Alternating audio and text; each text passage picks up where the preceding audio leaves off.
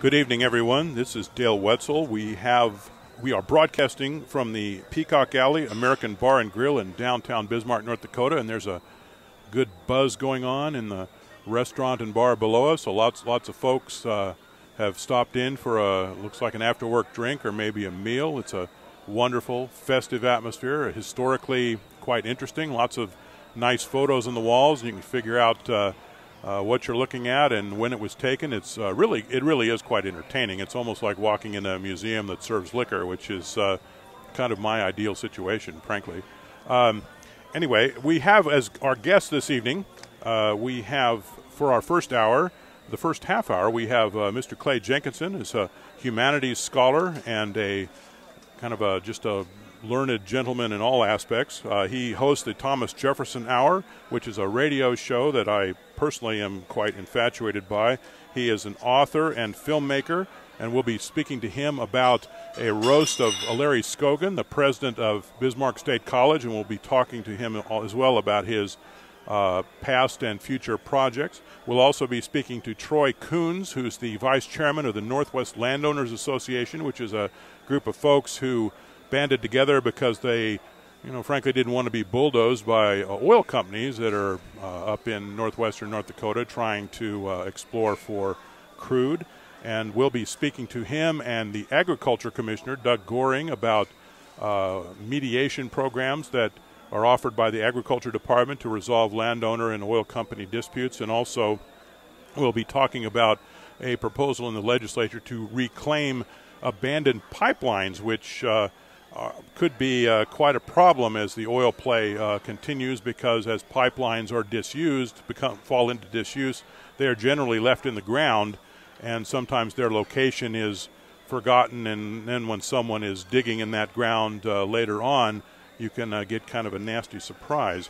First of all, in the legislature today, this was Memorial Day in the North Dakota legislature. What happens then is the House and Senate have ceremonies to honor the men and women who served in the legislature at one point and have died since the adjournment of the 2001 legislative session in April 2 years ago. Wayne Stenjum, who is the Attorney General, spoke at the Senate memorial service. He lost his brother, who is a former Senate Republican Majority Leader, Bob Stenjum. He lost his brother who was in a car or truck wreck in Alaska 2 summers ago, and he spoke about that and about the fact, as he sees it, that former legislators and their relatives are almost like a family of their own, because they spend a lot of time together, they get to know each other quite well, they argue about things as families do, and they come together and resolve problems as families do, at least in the ideal world. And it's a quite solemn and moving occasion, and you also can find out during the memorial services that there are people in the legislature who are quite talented musically, who can sing and even play instruments. And the person who gave the address in the House was Representative Bob Hunsker. He's a Democrat from Newburgh and a longtime and quite well-known basketball coach in North Dakota, and an excellent orator. I can only imagine what it must have been like to listen to his locker room speeches. In terms of business at the legislature today, the House rejected a couple of constitutional amendments that have been pending, and both of them would, in slightly different ways, have made it possible for the legislature to pay benefits directly to North Dakotans. And the inspiration for it, I think it's fair to say, is the Alaska Permanent Fund, which is a fund that has been built up out of oil taxes since oil exploration began in Alaska. The Permanent Fund, as of 2 days ago, they have a website that keeps this up to date, has assets of more than $42 billion, and the biggest chunk of their assets is in foreign stocks, which I thought was interesting, about almost $10 billion in foreign stocks out of $42 billion in assets. And every year, the Alaska Permanent Fund takes a portion of its earnings and pays dividends to residents of Alaska. Last year, the dividend was $828, I believe. I wrote this down, but of course I left my piece of paper at home. In the year before that, in 2011, it was more than $1,000. And these are checks that every person who has lived in Alaska for the last year is eligible to collect. And both of these constitutional amendments that were rejected would have allowed the legislature to make a similar payment, if the legislature approved such a thing, to citizens of North Dakota from whatever revenue source. I mean, the oil money wasn't mentioned in either of the constitutional amendments, but it would have made direct gifts from the Treasury to North Dakota citizens possible. And this idea was rejected by more than 2/3 of the legislators, and frankly, it'll be quite surprising if the legislature ever puts something like that on the ballot, because for one thing, it would be approved, and secondly, it would also take a pretty good chunk of money out of the state treasury and give it to the citizenry without any sort of opportunity for legislators to decide which way it was going, and that's not something that the legislature as an institution doesn't like to give up control that it has. And so if a proposal like this is going to make it on the ballot as a constitutional amendment, it probably will have to be through an initiated measure rather than something that the legislature does, because the legislature has, as it guards its institutional prerogatives, and one of those is to spend the money as it comes in. They do have extensive plans to cut income and property taxes, but they're not that keen about the idea of distributing money directly to the citizenry. So that was the primary business that went on in the legislature today in terms of the House and Senate floor action, because the memorial services took up a great deal of time. And we're going to move now to our guest for the first half hour. His name is Clay Jenkinson. He's a humanities scholar. He works at Dickinson State University and other places. He is the host of the Thomas Jefferson Hour, which is a weekly radio program in which Mr. Jenkinson plays the character of Thomas Jefferson, the former president of the United States. It's quite entertaining. It's on Prairie Public Radio in Bismarck if you want to listen to that. It also is available on a podcast on the Thomas Jefferson Hour website, which you can easily Google. Welcome, Mr. Jenkinson.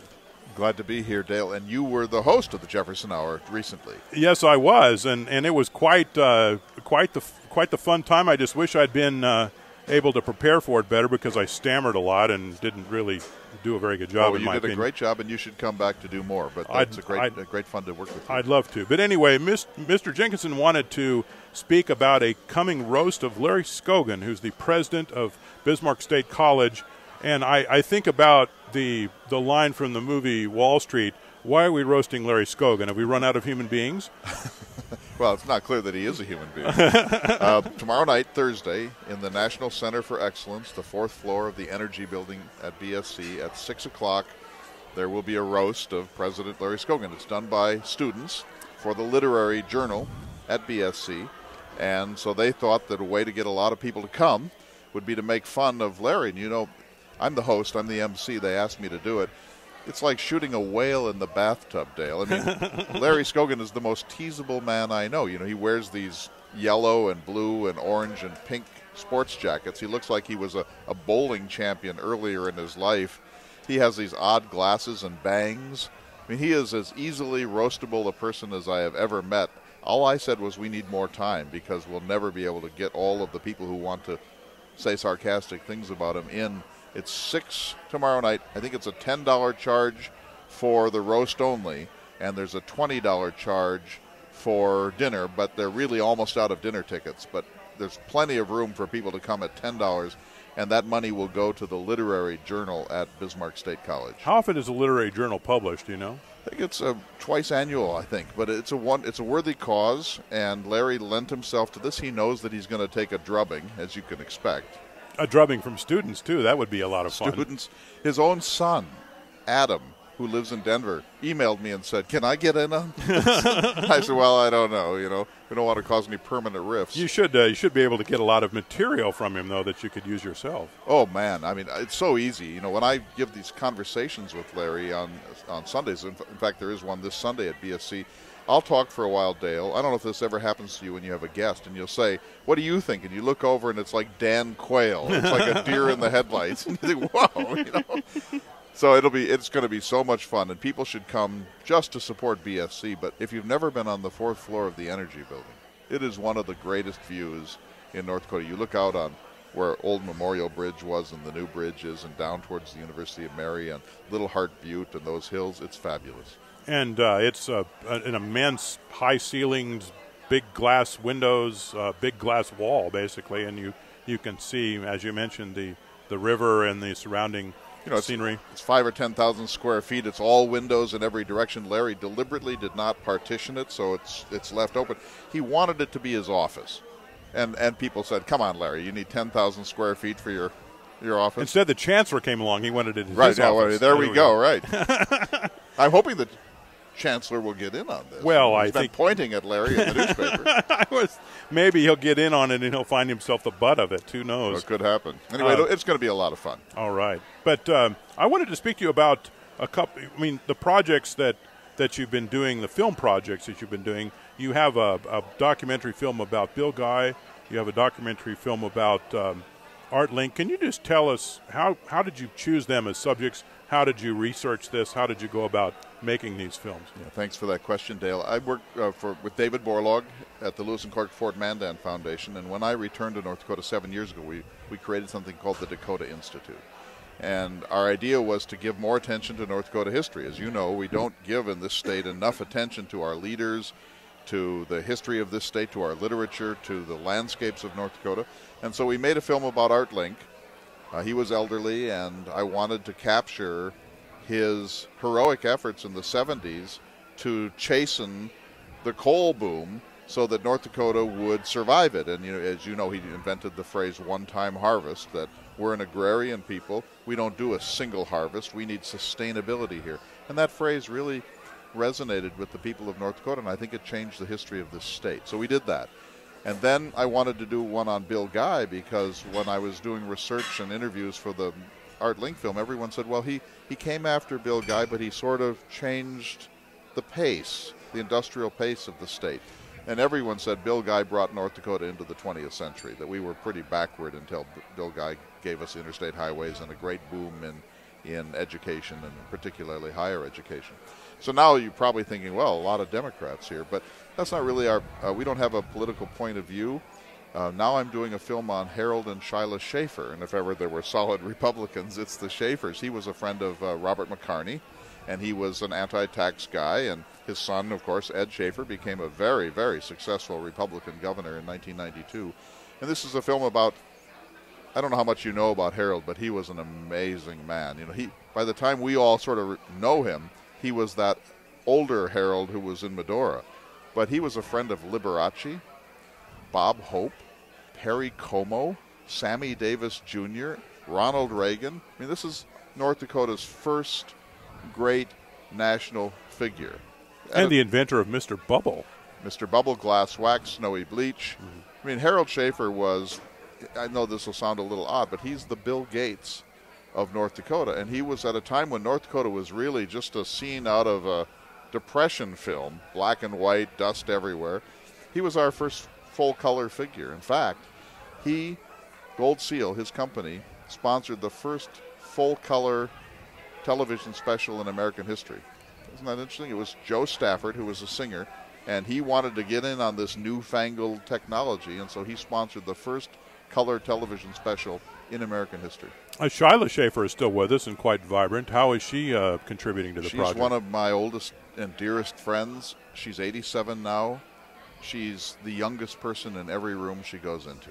I've never met anyone like her. She is a force of nature, and she's filled with grace, and everyone she meets comes away feeling better about life for having a 2-minute or a 20-minute conversation. She's a key figure in the film, but the first half of it is about Harold, and it's kind of like an old 40s newsreel. The Harold Schaefer story, rags to riches.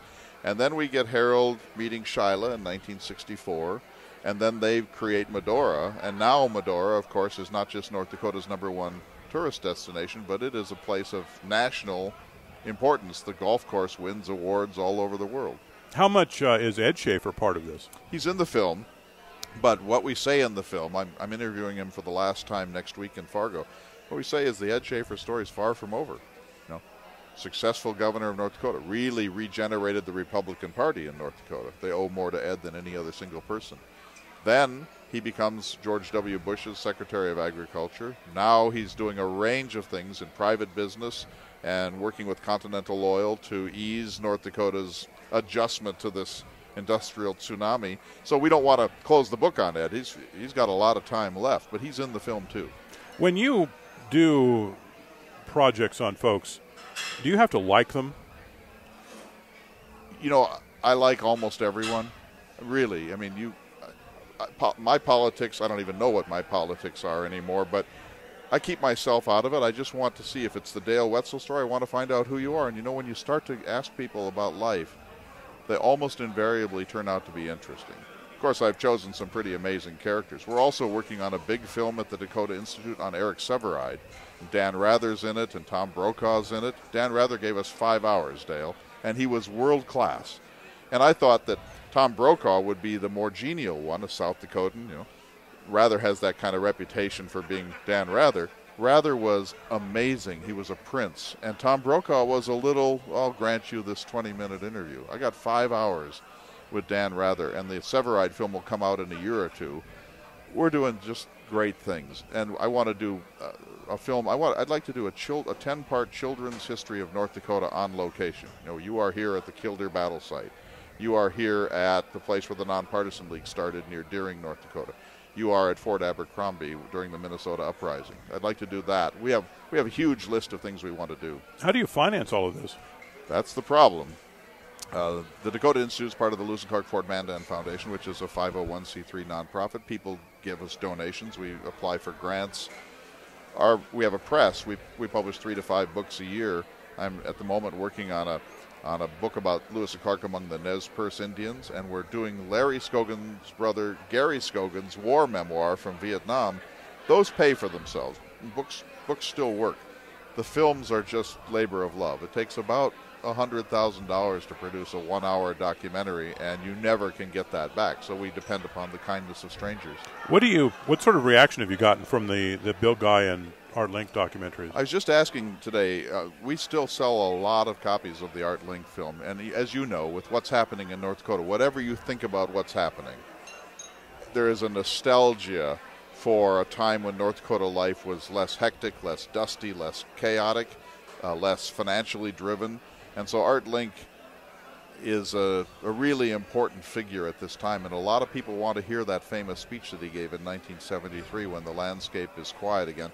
I don't think that speech would resonate today. We're no longer an agrarian people, but he was the right man for that moment in North Dakota history. You mentioned Bob McCarney. Did you ever want to make a film about him? He's in the Guy film. I don't know if you've seen it, but there's about a 6-minute section, and it's hilarious. And we asked Earl Strinden, everyone I asked, I said, in an interview, tell me a little bit about Mac McCarney. And they'd start to laugh automatically. And he's a kind of a comic buffoon figure, but an important person in the history of tax resistance and referrals in North Dakota. And Harold was his primary funder. They were good friends. Yeah, I was wondering how many copies of a Bob McCartney film you would sell. Well, he's not very well remembered anymore is the problem. You'd have a hard time building an audience, but that's one of the problems. We've neglected North Dakota history, Dale. And so now we're doing this rescue work, an elderly Art Link, an elderly Bill Guy. Shyla Schaefer is no spring chicken, although she seems like one. Boy, she sure does. And so we want to catch up and do things about people who are still in their prime. Wayne Stenjum and, John Hoven. I interviewed when Bob McCartney died. When I first came to North Dakota, Bob McCartney was in a nursing home, and he wasn't really in very good shape, and I used to go to see him. You'd go see him. Yeah, and he, everybody would just recoil at the idea because a lot of the people that I talked to in the Capitol didn't like Bob McCartney because he was doing things like, referring budgets and... He was a gadfly who got in the way of the process. Yes, he did. And when he died, I called Bill Guy and Art Link. And Bob McCartney had said, cruel things about both men. That Art Link was a headless horseman, and that he said he supported ideas and not people. I'd support Bill Guy if he ever had a good idea. And so I called up Art Link, and Art Link said Bob McCartney was a passionate man. He believed in things. He worked hard, and he was just a very generous man to someone who had been, frankly, awful to him. I called Bill Guy, and Bill Guy said, I have no comment. No, Bill Guy never got over McCartney. And McCartney helped to hurt his political career. Bill Guy should have gone to the United States Senate in 1974, and it didn't happen, partly because of McCartney.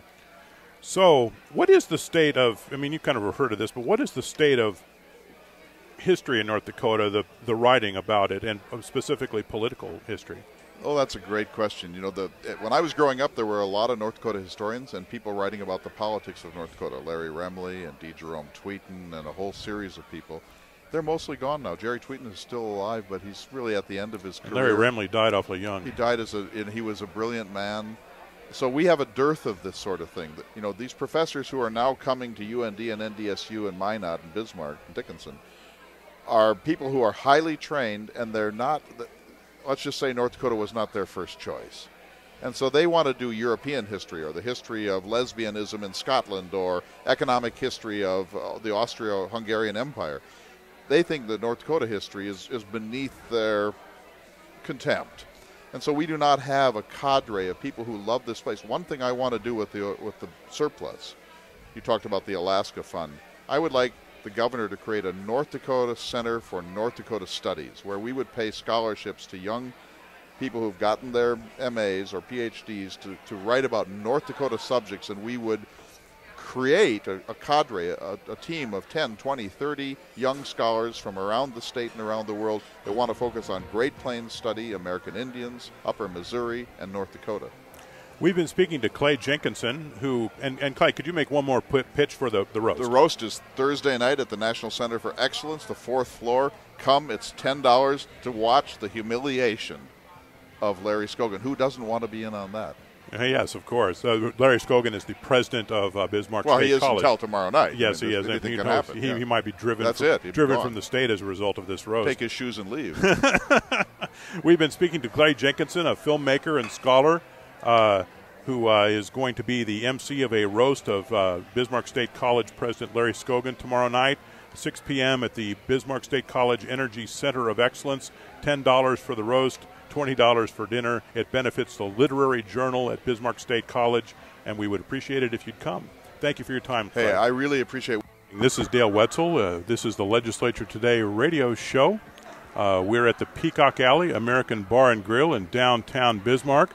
We're going to be continuing our conversation with Clay Jenkinson, the humanities scholar and author and historian and general bon vivant. He's going to be hosting a roast tomorrow night of the president of Bismarck State College, Larry Scogan. It benefits the literary journal at Bismarck State College, and it's a fundraiser, so it's a worthwhile cause, even if you like Larry Scogan and don't like to see him. No one likes him. Okay, well, okay. If you hate Larry Scogan, or even if you don't, let's just come on, make fun of him.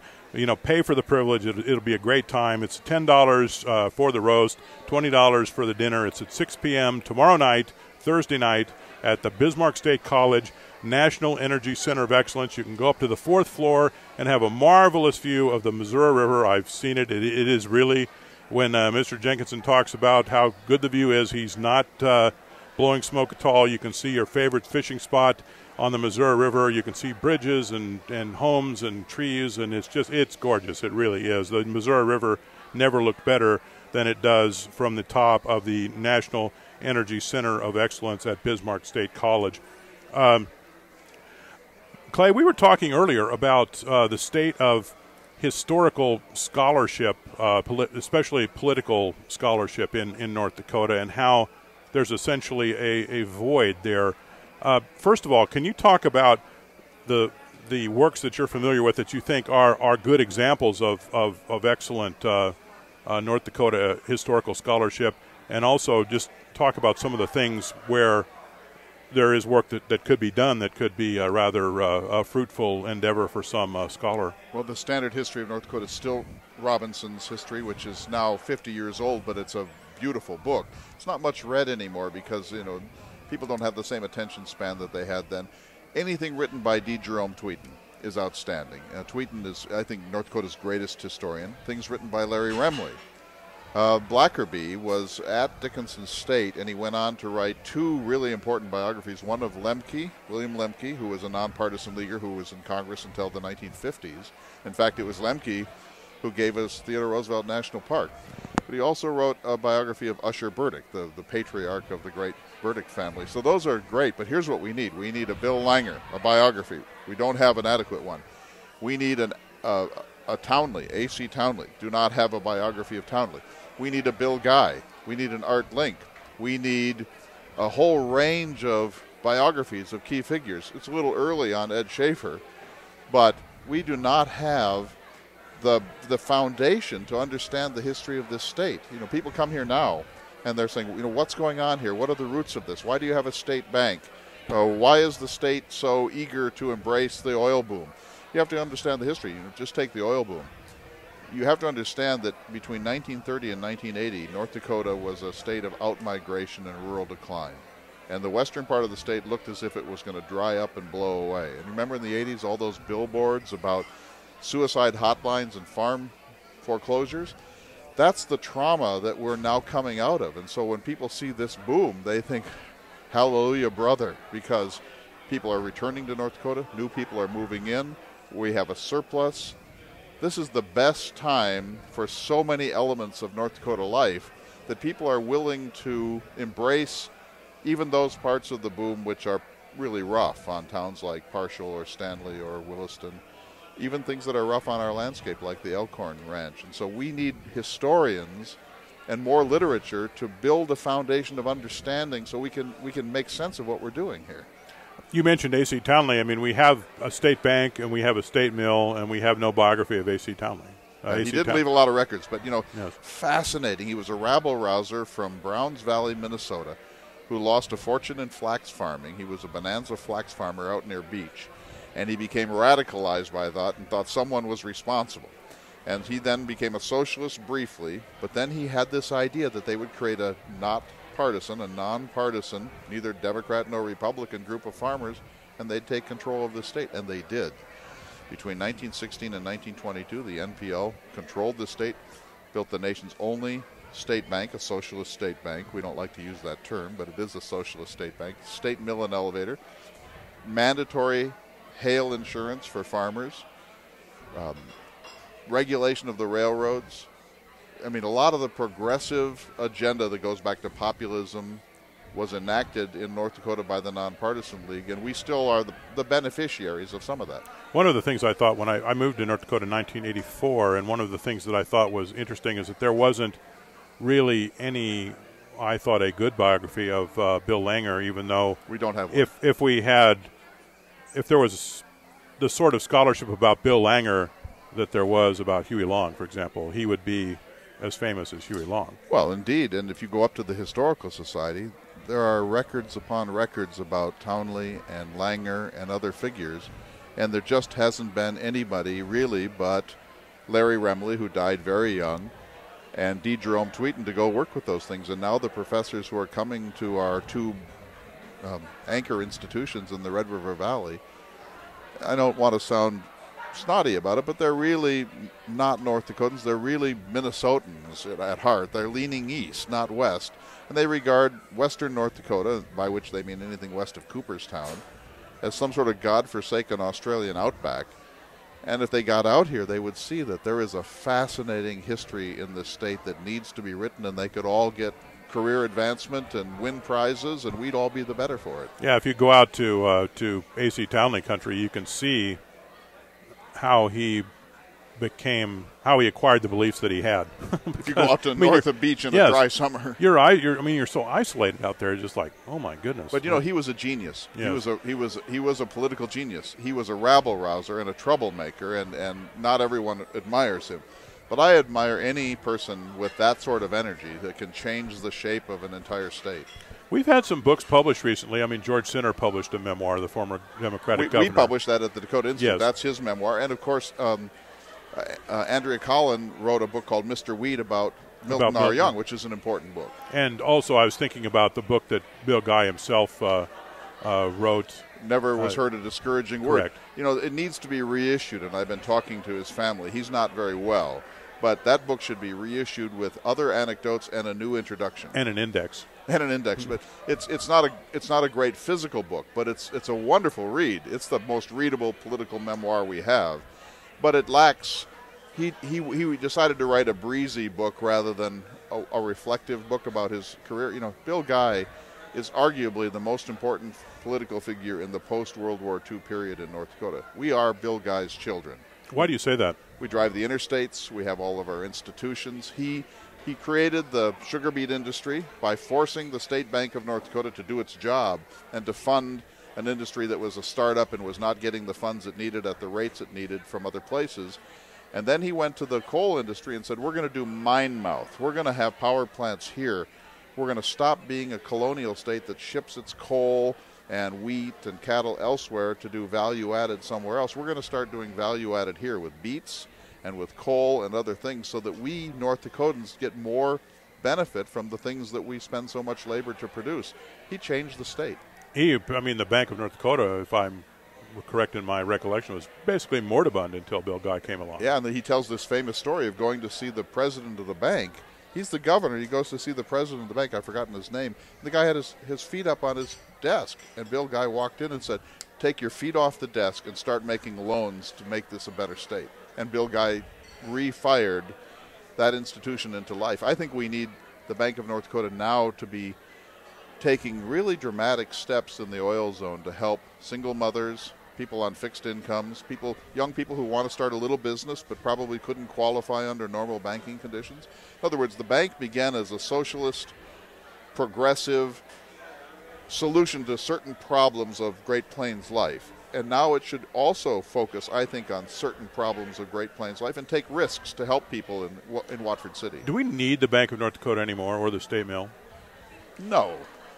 I mean, from a macroeconomic point of view, of course not. But it's part of our heritage. It's as much a part of our heritage as Roger Maris. It's as much a part of our heritage as the state capitol. Why would we want to get rid of something that is so intriguing? It does no harm. The state bank makes a profit. The state mill is less important to the economy of North Dakota than the state bank. The state bank still serves a very important purpose, and Eric will tell you, I think he was here, right? Yes, he was. And Eric Hardmeyer will tell you that other states are constantly calling him and saying, tell me more about this thing that you're doing. And other states flirt with this, and then they never wind up doing it. We need the state bank.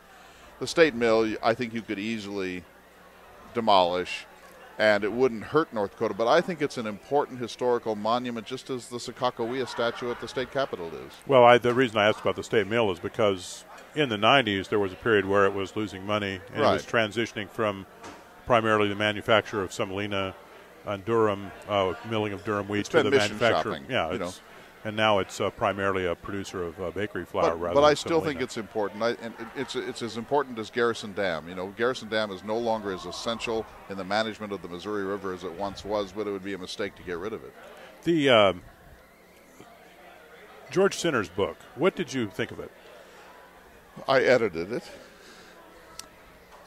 It's important to have memoirs. And, of course, when you write a memoir, if you write a memoir or I write one, you get to control the narrative. You know, but a biographer looking at George Sinner's life might write a different book from the one that an autobiography. And so you just have to say to a memoir, this is how he sees it. But I wanted the book to be more historical. I mean, the thing that the book didn't do, in my opinion, I like the book and we edited it and we're proud of it and we hope people will buy it. But what it didn't do was reflect on the trauma of that time. I mean, the 80s were a desperate time in North Dakota history, as bad as the 30s. And when we had our centennial in 1989, we had reason to wonder whether there would be a bicentennial. The state looked like it was on the ropes. And he guided us through that very, very difficult time with a legislature that was not particularly responsive, and then people like Mr. Malberg and Dickinson referring everything that he did. That's a really important story, and I don't think that he told it in a way that that really celebrated his leadership. That was his greatest act, and I would have liked to see more of that. But I have no quarrel with it. It's his book, and we're proud of it. How useful are memoirs such as that to the historian? They're very important because I see my life in a certain way. You see it, I'm sure, in a completely different way. But you can't understand a person unless you try to make sense of how she or he sees the world. And when someone writes a book like Bill Guy's or George Sinner's, they wind up revealing more about themselves than they possibly can know, and that helps historians. And it also tells you what their priorities are. But you can't count on them. I mean, if George Sinner or Bill Guy or Milton R. Young tells the story of a certain episode in their life, a historian cannot rely on that per se. That just becomes one lens on that incident. Give us your reading list of North Dakota. If you, I mean, you're trying to introduce someone to North Dakota, and you're saying what you need to do is read this material. What would you say to someone like that? Larry Wywoody's book Beyond the Bedroom Wall is, as you know, it was once the most important North Dakota book. It's not particularly much read anymore. I think it deserves more than it gets. Larry Wywoody friended me the other day on Facebook. It was just like the greatest moment of my life. There you go. And he and Louise Erdrich love medicine, and all of her books are must-reading for someone. Here's one that's going to be a little odd. If you want to understand North Dakota, you should read O.E. Rolvog's Giants in the Earth, even though it's about South Dakota. But, you know, what's the difference, really? And Willa Cather's My Antonia, which is maybe the greatest book ever written on the Great Plains. My Antonia by Willa Cather is, in my opinion, is the greatest Great Plains book. There is a lot of more recent work by others, but I think those are the ones. I think Louise Erdrich deserves the Rough Rider Award. I hope she gets it soon. She said to me that she turned it down. She turned it down? Yes. I mean, George Sinner asked her, when George Sinner was governor, George Sinner asked her, he said, I would like to give you the Rough Rider Award. And she said no. Because she did not think she had done enough at that time. She did not think that she deserved it. But now she does, and I think she should get it. In my opinion, she did then. You know, and she was also offered an honorary doctorate by UND, and she turned it down over fighting Sioux and said, "I just can't, in good conscience, do that." But she'll get it, I think, and she deserves it. Yes. Tim Murphy, the poet from Fargo, we've published his work. He's an outstanding poet. He's one of the great poets of our time. He has a much better international reputation than he has locally. And let me just be shameless for a moment. I think if you're coming to North Dakota today and you want to, in your ideas, well, what's North Dakota about? It wouldn't hurt to read my book, For the Love of North Dakota, and other essays. These are columns from the Bismarck Tribune, and I'm not pretending that it's in the class of Wywoody and others, but if you want to get a pulse of the state for the last 7 years, I've tried to write about what's happening, the energy boom particularly, the place of agriculture in North Dakota life, but mostly I write about the Badlands and the wind and the cottonwoods and the meadowlarks and that part of North Dakota that people need to get out into more. What are the implications for North Dakota turning into more of an industrial state than an agricultural state? Well, look, let me say, I think the oil boom is extremely good and important, and it's maybe the biggest story in North Dakota history, and there's so much good. Reversal of rural outmigration, surplus, full employment, property tax relief, thriving towns that were drying up. You cannot reject those things. But I think two things. We should have flagged a few places, the Killdeer Mountains, Little Missouri State Park, the Elkhorn Ranch, Bullion Butte. We should have flagged 20 places of special importance and said we're going to limit development there. We didn't, and now it's too late. We should also take this giant surplus and not divvy it up the way they do in Alaska. If I got $1,000, I'd buy a widescreen TV. If you got $1,000, you might buy a riding mower. I mean, we'd waste it.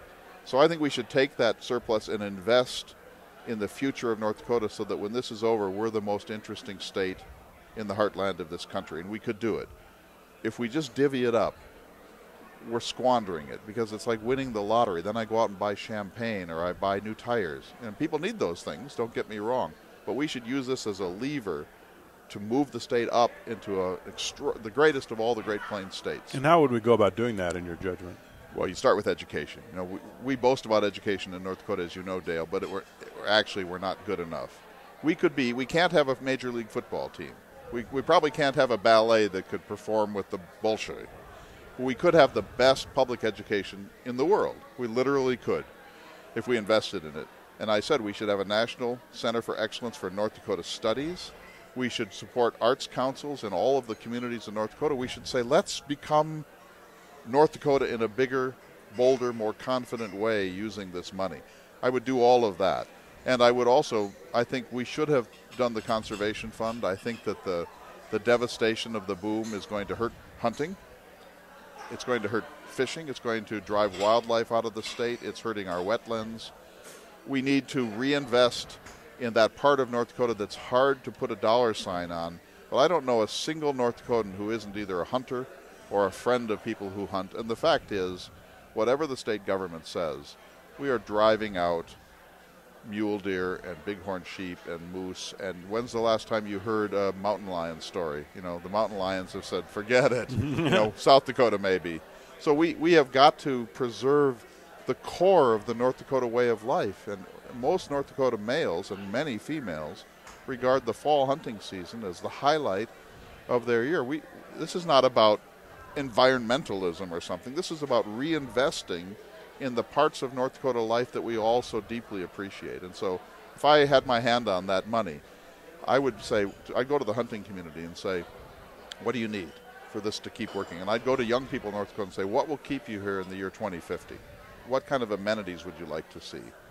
We need to invest in the future and not just, we got to take care of the infrastructure and we got to lower some taxes, but mostly we should be saying this is like the greatest windfall in North Dakota history, and we could invest it to build a glorious future if we had creative leadership.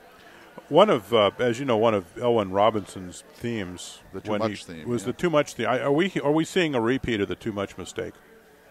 Well, yes and no. I do think he was right. We have too many institutions. And, you know, in the 80s, there was that attempt to close some colleges and institutions. Now we don't know.